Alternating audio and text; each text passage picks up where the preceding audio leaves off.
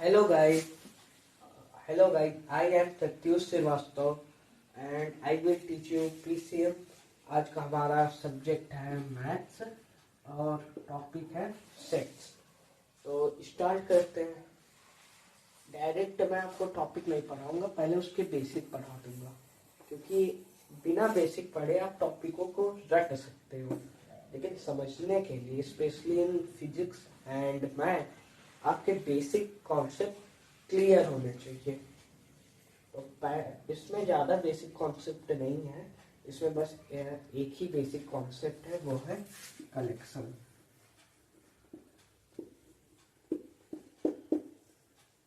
Collection का क्या मतलब होता है? कलेक्शन मतलब होता है ग्रुप। जैसे आपने सुना होगा पत्थरों का कलेक्शन, किसी किसी को शौक भी होता है कलेक्शन करने का। जैसे कुछ लोग हिस्ट्रिकल चीज़ें कलेक्ट करते हैं, कुछ लोग पत्थर कलेक्ट करते हैं, कुछ लोग कपड़े कलेक्ट करते हैं अजीब अजीब टाइप के। ठीक, तो कलेक्शन क्या है? ग्रुप है। ग्रुप कलेक्शन का एक सीधा सा मतलब है कि चीज़ों को आप इकट्ठा कर दो, चीज़ों को आप कलेक्ट कर दो, वही आपकी हो जाती है कलेक्शन।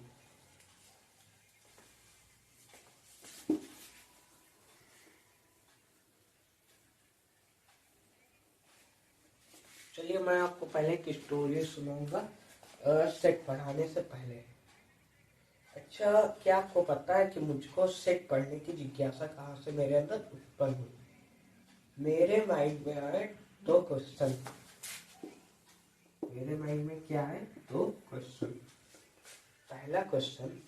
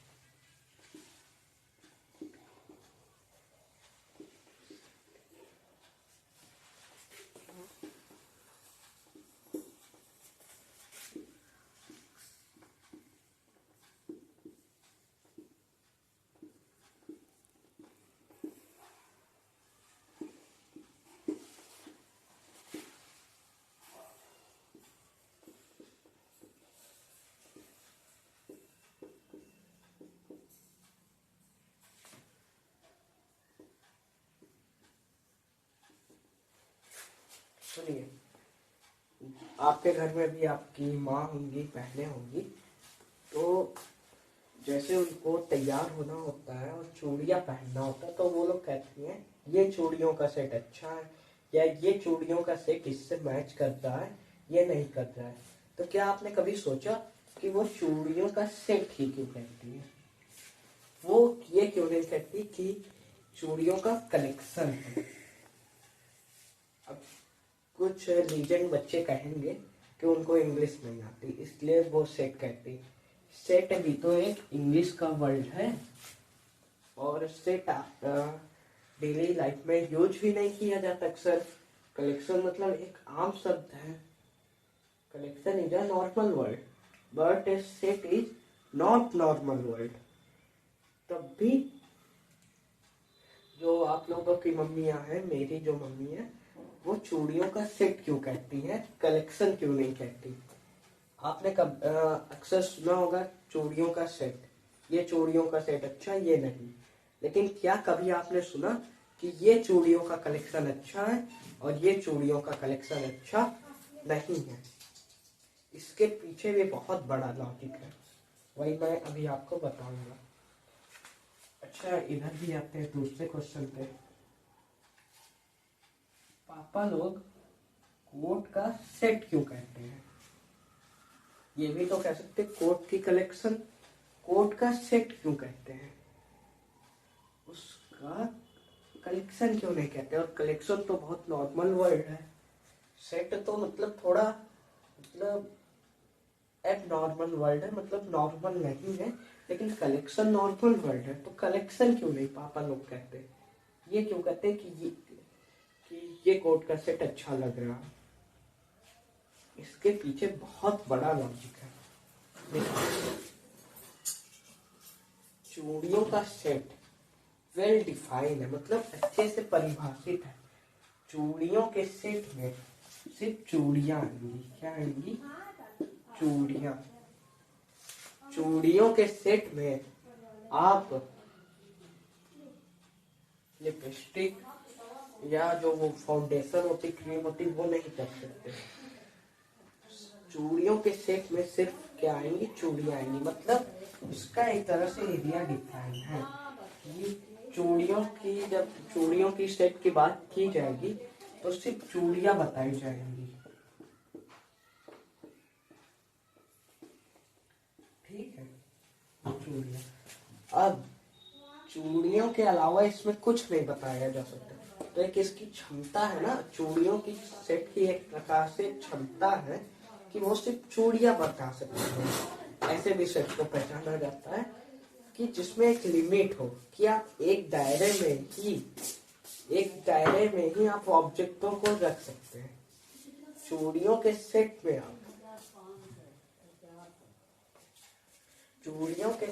आप क्रीम पाउडर नहीं रख सकते।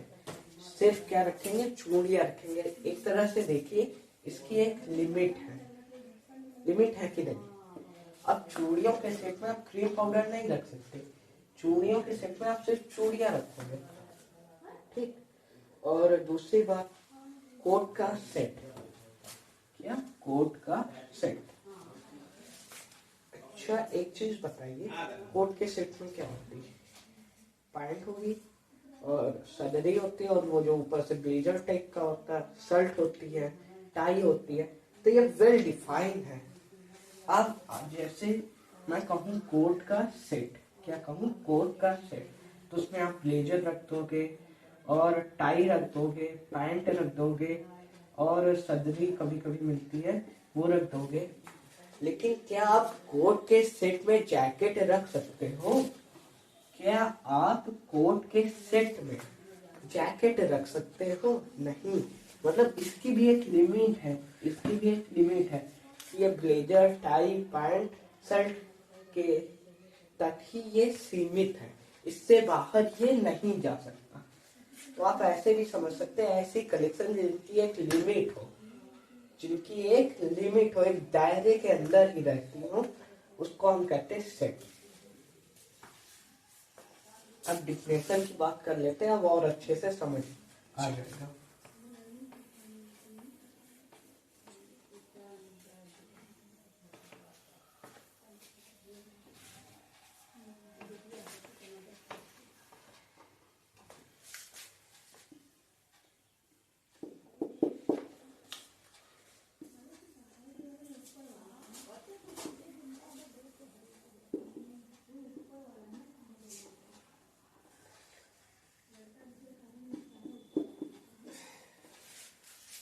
अब सुनिएगा, सेट क्या है? एक वेल डिफाइंड कलेक्शन है। वेल डिफाइंड का क्या मतलब होता है? वेल डिफाइंड का मतलब अच्छे से परिभाषित कलेक्शन है, जिसको आप अच्छे से परिभाषित कर सकते हैं। परिभाषित करने का मतलब होता है उसके बारे में बताना। आपने सुना होगा संज्ञा की परिभाषा, या आपने इंग्लिश में सुना होगा नाउन की डिफिनेशन, प्रोनाउन की डिफिनेशन। ठीक है, मतलब अब जैसे मैंने कहा नाउन की डिफिनेशन, तो आप क्या कहते हो? Any name of place, person और थिंग इज कॉल्ड नाउन। तो क्या नाउन को हम वेल डिफाइंड कह सकते हैं? हाँ, क्योंकि मैं उसकी डिफिनेशन बता सकता हूँ। अच्छा, अब जैसे कहा जाए मेकअप किट।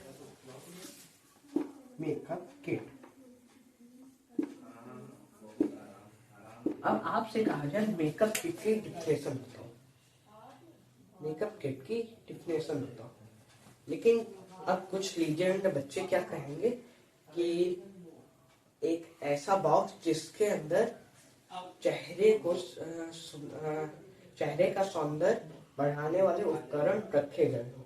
नहीं, मैं ये नहीं पूछ रहा, आपको इसकी डिफिनेशन तो बतानी है, but in the term of object, in the term of object, इसको आपको कैसे डिफाइन करना है, इसके ऑब्जेक्ट बता के। ऑब्जेक्ट बोले तो इसके अंदर, कलेक्शन के अंदर जो चीजें होती हैं हम उन्हीं को ऑब्जेक्ट कहते हैं।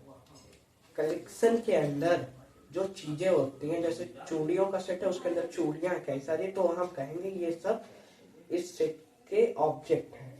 ठीक है, तो अब मान लेते हैं दो लड़कियां हैं, एक है ए एक है बी। ए के अकॉर्डिंग जिसके अंदर लिपस्टिक हो, ब्रश हो, फाउंडेशन हो, हम उसको मेकअप किट कहते हैं।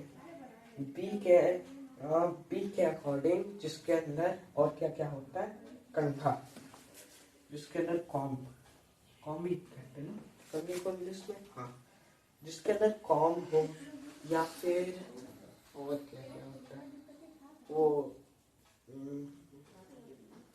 कॉम हो, चूड़ियां हो, या जो वो हेयर बैंड हो, उसको हम कहते हैं मेकअप किट। मतलब एक तरह से देखे जाए तो इसके जो ऑब्जेक्ट हैं मेकअप किट के, जो इसके ऑब्जेक्ट है, ये जो मेकअप किट है डिफाइन नहीं है। अब आप किसी तीसरी लड़की से पूछेंगे, वो कुछ और इसके ऑब्जेक्ट बताएगी, चौथी लड़की कुछ और बताएगी। ठीक है, मतलब जो ये मेकअप किट है ये वेल डिफाइन नहीं है, इसीलिए आप मेकअप सेट नहीं कहते, किट कहते हैं। किट मतलब कलेक्शन। अब जैसे मैं कहता हूँ चूड़ियों का सेट, शायद मैंने गलत लिख दिया चूड़ियां, लेकिन इस समय हम मैथ पढ़ना है, ग्रामर पे इतना नहीं ध्यान देंगे। चूड़ियों का सेट, ठीक, चूड़ियों, जैसे दो लड़कियां हैं, एक है ए फिर एक है बी। ठीक है, अब आप कहेंगे ए से कि चूड़ियों के सेट में कौन ऑब्जेक्ट आएंगे, चूड़ियों के सेट में कौन ऑब्जेक्ट आएंगे, या चूड़ियों के सेट को डिफाइन करो, ये कह देगी जिसमें चूड़ियां हो, जिसमें चूड़ियां हो, या इससे पूछिए कि इसमें कौन से ऑब्जेक्ट आएंगे, तो ये बता देगी चूड़ियां। अब बी से पूछेंगे चूड़ियों के सेट में कौन से ऑब्जेक्ट आएंगे, ये भी बता देगी चूड़ियां। आप पूरे यूनिवर्स में कहीं भी जाके पूछ लीजिए, लोग बताएंगे चूड़ियां। वो एक अलग,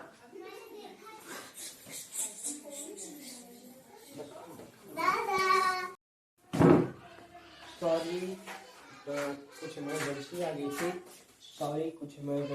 थी, इसलिए मैं चला गया था, फिर इससे मैं आ गया था। तो हम लोग कहाँ पे थे, चूड़ियों का सेट। हाँ, तो जैसे दो लड़कियां, उनसे कहा जाए कि चूड़ियों के सेट में कौन से ऑब्जेक्ट होंगे, ए भी बताएगी चूड़ी, ए लड़की भी बताएगी चूड़ी, और बी लड़की भी बताएगी चूड़ी। आप पूरे यूनिवर्स, पूरे ब्रह्मांड में भी कहीं चले जाएंगे तो चूड़ियों के सेट में चूड़ियां ही रखी जाएंगी, उसके सेट में लिपस्टिक और भी जितनी फालतू की चीजें हैं वो सब नहीं रखी जाएंगी। ठीक है, वेल डिफाइन का मतलब जिसके जो ऑब्जेक्ट है, जिसके जो जिनके मतलब उसके जो ऑब्जेक्ट है वो फिक्स्ड हो, कि जैसे कोई दो पर्सन है, हम दोनों से उसके ऑब्जेक्ट पूछे, दोनों एक ही ऑब्जेक्ट बताएं, तब हम उसको कहेंगे सेट है।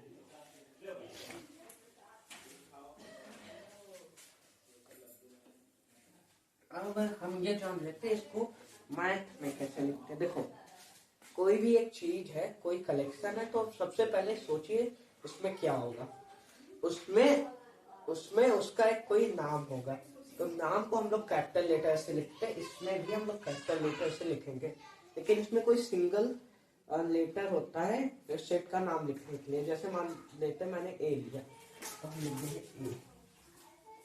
अब अब इसमें कौन कौन इसके सेट में कौन कौन आएगा, ये आइए देखते हैं कैसे रिप्रेजेंट करेंगे।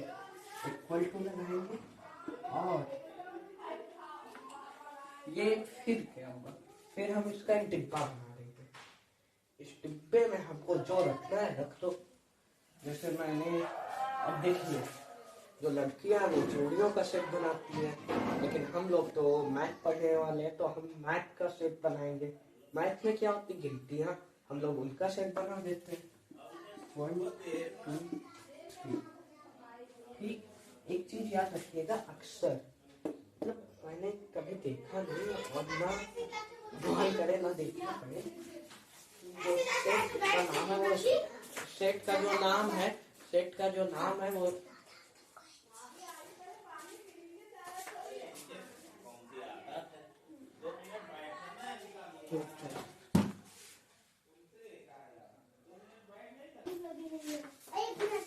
सॉरी वो बच्चे आ गए थे।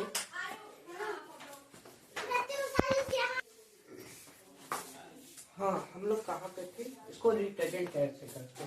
तो पहले हम इसको एक नाम दे देते और जो नाम होता आपने ग्रामर में पढ़ा होगा वो कैपिटल लेटर से लिखा जाता, तो इसमें भी हम कैपिटल लेटर से लिखेंगे। लेकिन इसमें नाम लिखने मतलब जब नाम लिखा जाता है तो सिर्फ एक लेटर से लिखा जाता है, उसी को हम कैपिटल कैपिटल कर देते हैं। जैसे ये देखिए, आप जैसे ये लिखेंगे तो ये मतलब वैसे अगर लॉजिकली देखा जाए ये गलत नहीं है, बट अगर क्लासिकली देखा जाए तो चलन है लिखने का वो ऐसा है, ऐसा कभी नहीं लिखा जाता।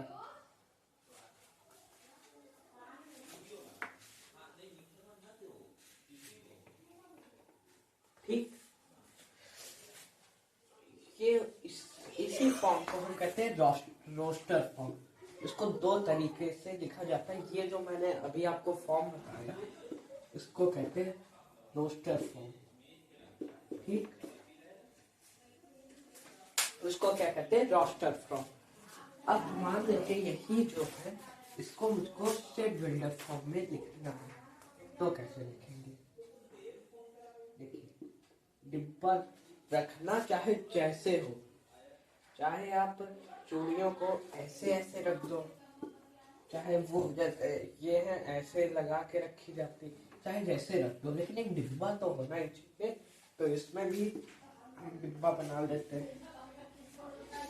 इसमें डिस्क्रिप्शन दिया जाता है, उसका वर्णन किया जाता है, उसको एक्सप्लेन कर दिया जाता है। इसमें डायरेक्टली नहीं लिख दिया जाता, डायरेक्ट ऑब्जेक्ट को नहीं देखा जाएगा।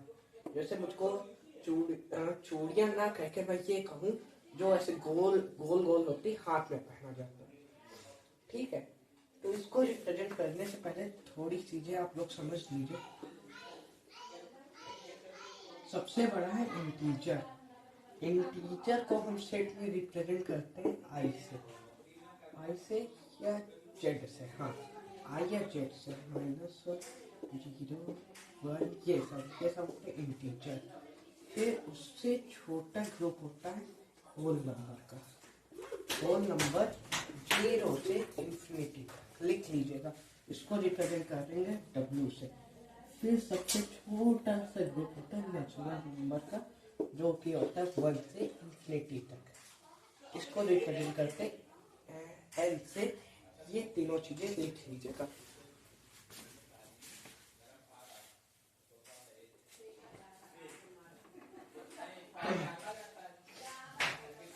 तो इसमें हम सबसे पहले ये जो ऑब्जेक्ट है इनको x मान लेते हैं। क्या मान लेते हैं, ये x की वैल्यू है। x वेरिएबल है, कहीं पे 1 वैल्यू होती, कहीं पे 2, कहीं पे 3।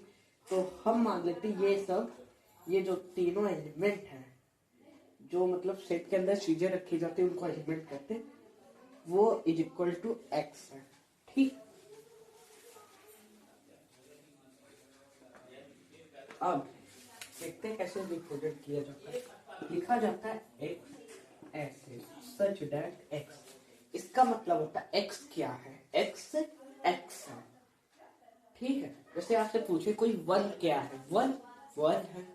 टू क्या है? टू टू है, ठीक। तो एक्स सच दैट एक्स। अब एक सिंबल यूज करना है आपको, ये है बिलोंग्स टू का। ये बताता है ये कौन से ग्रुप का है। देखते हैं ये कौन से ग्रुप का है।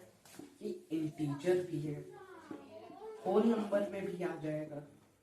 होल नंबर 1 से इंफिनिटी तक होता, सॉरी 0 से इंफिनिटी तक आता ना, तो 0 के बाद 1 2 3 होल नंबर में भी आ जाएगा और नेचुरल नंबर में भी आ जाएगा। 1 से इंफिनिटी तक 1 2 3, ठीक। तो अब बच्चे को कंफ्यूजन क्या होती कि जब ये तीनों ग्रुप में आ रहा है, तीनों क्लास में आ रहा है, तो हम कौन सी क्लास लेंगे? हम सबसे छोटी वाली क्लास लेंगे। इस देखिए, हम लेंगे नेचुरल नंबर, सबसे छोटी क्लास तो नेचुरल नंबर होगी। या आप इसको ऐसे समझिए, मान लीजिए कोई सेट है जिसके एलिमेंट इंटीजर भी है और ये होल नंबर भी है, नेचुरल नंबर भी है, तो हम नेचुरल लेंगे। अगर इंटीजर या होल है तब हम होल लेंगे, और अगर सिर्फ इंटीजर है तो कुछ बचा ही नहीं, तब तो हम इंटीजर ही लेंगे, ठीक। सबसे बड़ा ग्रुप होता है इंटीजर का। इसके बाद भी फिर रैशनल, इरैशनल आता है। रैशनल आपके सिलेबस में है, लेकिन वो जब आगे आपको सिख पढ़ाऊंगा तब बताऊंगा।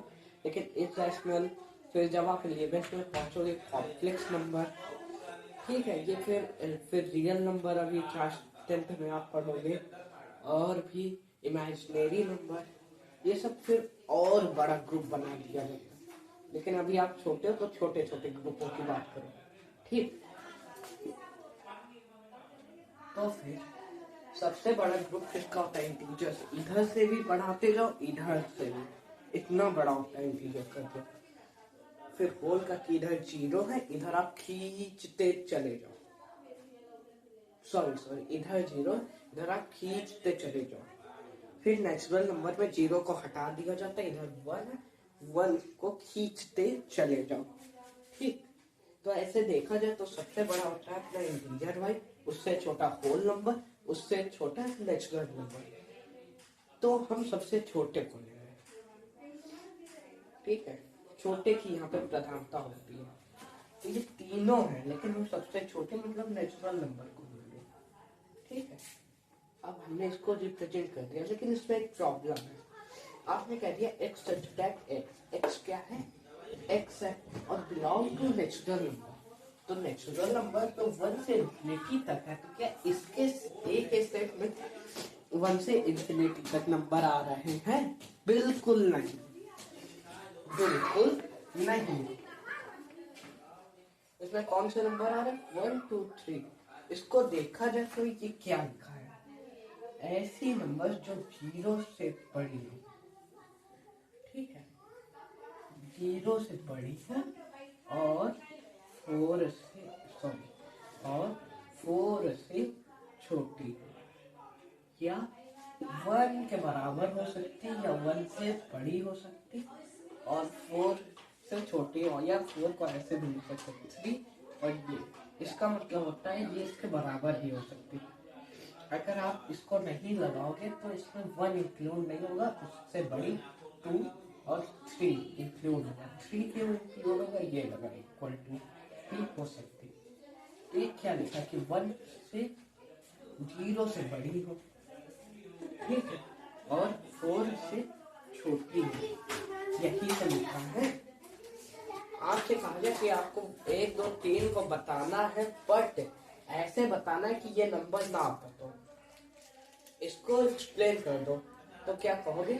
ऐसी नंबर्स जो 0 से बड़ी हो और 4 से छोटी हो, वो क्या होगी? 1 2 3, वही हमारा सेट है। तो इसको लिखेंगे, थोड़ा ब्रैकेट को बड़ा कर देते हैं, डिब्बे को काट के।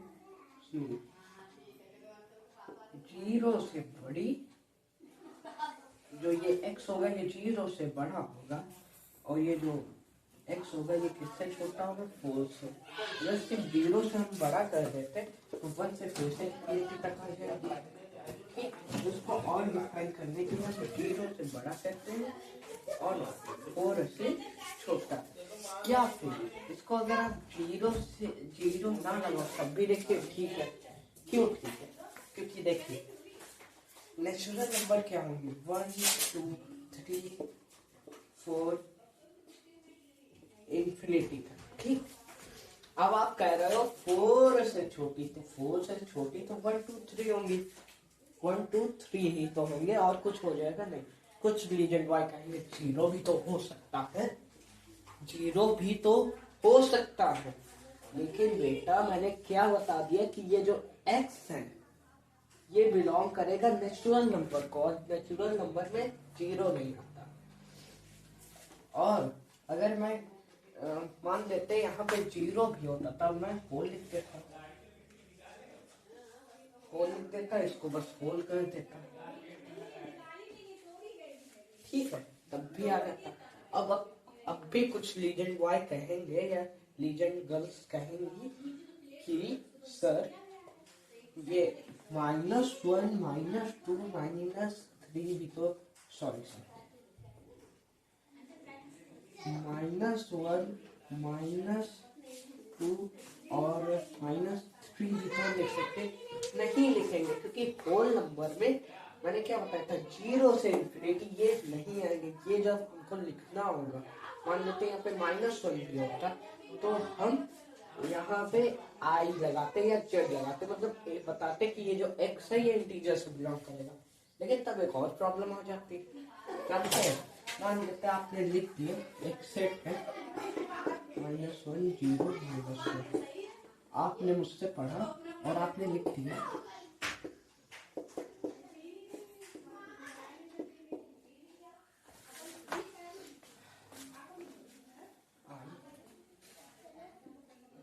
आई से बिलोंग करेगा और x लेस देन होगा, कम होगा, किससे कम, 2 से कम, ठीक। लेकिन अब आप इसको थोड़ा नंबर लाइन पे देखिए, इसका क्या मतलब हुआ, x x के बराबर है, ठीक है भैया, और x जो होगा इंटीजर से बिलोंग करेगा, ये भी ठीक है, 2 से कम होगा, तो सुनिए